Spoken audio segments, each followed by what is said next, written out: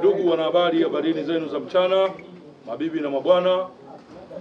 Kwa majina naitwa Saidi Kagomba Chenja, ni mwenyekiti wa shirikisho la vyama bodaboda na bajaji mkoa wa Dar es Salaam na taifa.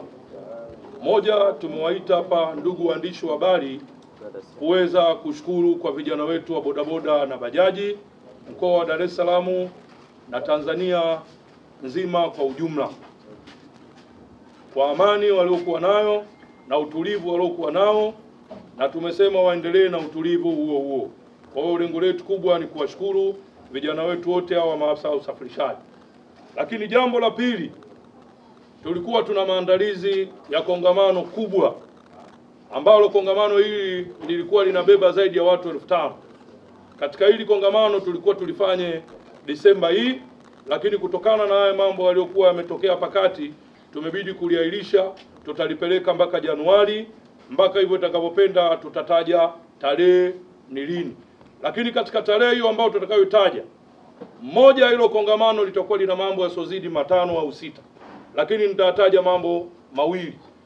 Jambo la kwanza, serikali lazima iangalie changamoto za bodaboda na bajaji, la kwanza. Lakini la pili, lazima iangalie fursa ya kuwawezesha hawa bodaboda na bajaji. Na tunaona ndani ya siku 100 ambazo alizotoa zile Mheshimiwa Rais alisema ndani ya siku 100 zitatoka zile bilioni 200.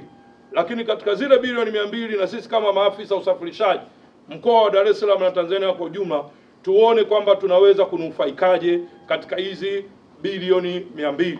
Sasa na katika hilo kongamano kubwa hatutolifanya kuwepo sisi tu.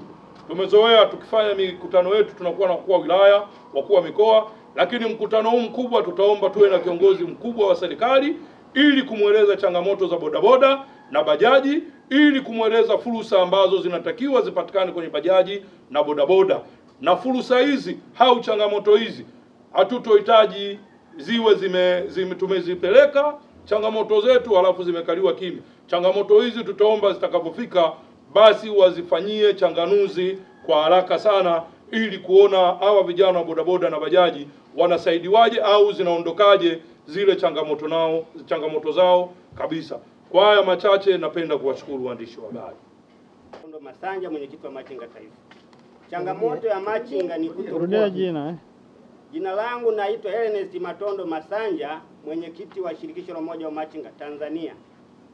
Changamoto ya kwanza ya machinga kutokuwa na maeneo rasmi ambayo yanafikika kwa urahisi katika kazi zao za machinga.